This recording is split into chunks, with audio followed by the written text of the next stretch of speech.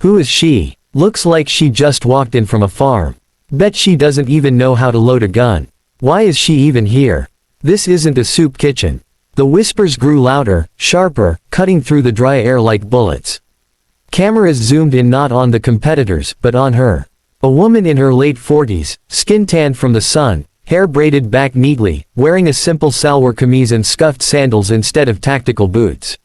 She stood quietly at the far end of the shooting range, eyes focused on the target as if the taunts never reached her ears.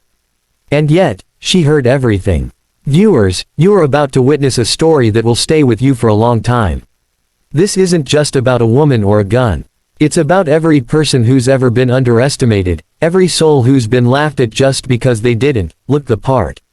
So stay with me until the very end, and trust me, you'll want to hit that like button, subscribe, and share this story with someone who needs to believe in themselves again. Because what happened next shook the entire country. The sun blazed over the range as sweat trickled down brows and anticipation hung thick in the air. All eyes, competitors, judges, and audience, were locked onto the one figure who had no business being there, according to them. A simple woman, a village woman, a mother of 3, wearing worn-out sandals and the same clothes she used to feed chickens in. She didn't belong on a shooting range, they had laughed. But now, after she loaded her father's old rifle with trembling fingers and raised it with a steadiness no one expected, the entire crowd had fallen into a deep, breathless silence. Shazia inhaled slowly, her heartbeat loud in her ears but her mind focused like never before. In that one moment, she was not the woman who had been mocked, laughed at, ignored. She was the daughter of a man who used to call her, Mera Nishain Baz Gulab, my sharpshooter Rose. She was the woman who stayed awake during thunderous storms in her village to guard her fields from wild animals. She was the woman who had not eaten properly for days to save money for the bus fare to come here. She was the one who had taken humiliation with her head down, but not anymore. She had exactly one bullet. One chance. The judges had allowed her just a single shot after the preliminary round, mocking it as a courtesy try, before she would be asked to step aside. The professional competitors stood behind with folded arms, whispering bets among each other, still half laughing under their breath. The announcer's voice was dismissive. Up next, Miss Shazia Begum, from Mianwali district. Someone snorted behind the microphone. Someone else laughed. But Shazia didn't even blink. Her fingers tightened gently around the grip. Her right eye narrowed, scanning the distance, 300 meters. A target barely the size of a coin. She remembered the metal tins her father used to line up on their mud wall. She had never missed a single one. She heard his voice again, breath in, hold, let it out like a whisper, and release. The shot rang out, and for a full 5 seconds, there was no reaction.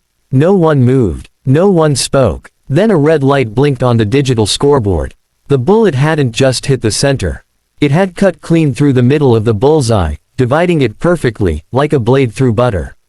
Gasps broke the silence. A judge stumbled forward. A tech official ran to check the calibration of the machine. Another judge reviewed the slow-motion replay on the large screen. And then it happened. The announcer, speechless for a moment, finally said it aloud. Ladies and gentlemen, we have a perfect shot. A historic shot. The range exploded in chaos. Reporters shoved to the front. Cameramen turned their lenses to her as if seeing her for the first time. And the very men who had laughed now stood frozen, mouths open, pride shattered. Shazia quietly lowered her rifle, stepped back, and folded her hands in front of her. She wasn't smiling. She wasn't basking. She was still, simple, calm, like the shot meant something only to her. But for the rest of the world, it meant everything. Within hours, video clips of the shot went viral. Headlines blazed across news portals. News anchors repeated her story with awe. Radio stations played her shot like a war cry. Young girls in rural schools watched her with sparkling eyes, and mothers across the country whispered her name like a prayer. Yet the journey was far from over. The very next day, Shazia was called to a national press conference. The once dismissive organizers now invited her to sit on the front row, next to generals, national athletes, and sponsors. She walked in quietly, wearing the same sandals. She had no makeup, no stylist, no flashy jacket with patches. Just dignity and simplicity. When asked about her training, she softly replied, "I learned with my father. He was never famous, but he was the best shooter in my eyes." A journalist smirked, "But you didn't go to any academy." "No," she said. "I went to my field every day. I trained with empty cans and the silence of the morning. I trained with faith." The audience clapped. Another asked, "How did you stay calm after the laughter? Didn't it hurt?" Shazia smiled gently. "It did, but not as much as forgetting who I am would have hurt more. I didn't come here to prove them wrong. I came to prove myself right." Those words became quotes printed on posters, on school walls, on online pages flooded with love. The government took notice. A scholarship fund was set up for rural women to train in professional sports. Shazia was appointed as an honorary shooting coach for underprivileged girls. And when she returned to her small village, a sea of people greeted her with garlands, tears, and pride. Old women from nearby towns touched her hands. Young boys asked for selfies. A local school was renamed after her. Even the dusty old wall where she practiced with her father had a new tin board nailed on it that read, but Shazia's proudest moment wasn't the trophy or the fame. It came one night, when her youngest daughter snuggled up beside her and asked softly, "Ami, can I also hold a gun one day like you?" She looked at her little girl and replied, "You can hold anything you want, Beta. A gun, a dream, the whole world. Just don't let anyone else tell you when." Viewers, if this story moved something inside your heart, even just a little, don't forget to hit the button right now. Because there are thousands of Shazias out there, watching this screen, waiting for someone to believe in them. And maybe, just maybe, your one click gives someone else the courage to try. And if you want more stories of hidden heroes like her, people who rise from dust and silence the world, then make sure you do this channel. Trust me, this is only the beginning. Because sometimes, it only takes to change the story. The echo of Shazia's historic shot still rang through the streets of Mianwali, across the cities, into the quiet corners of dusty villages. She had become a symbol. Not just of talent, not just of surprise, but of possibility.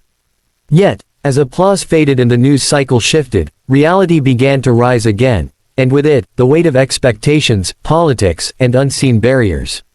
A month after her historic win, Shazia found herself standing outside the Ministry of Sports building in Islamabad. She had been invited to meet top officials for a government endorsement, something that could change her life forever. But when she entered the grand office, something felt off.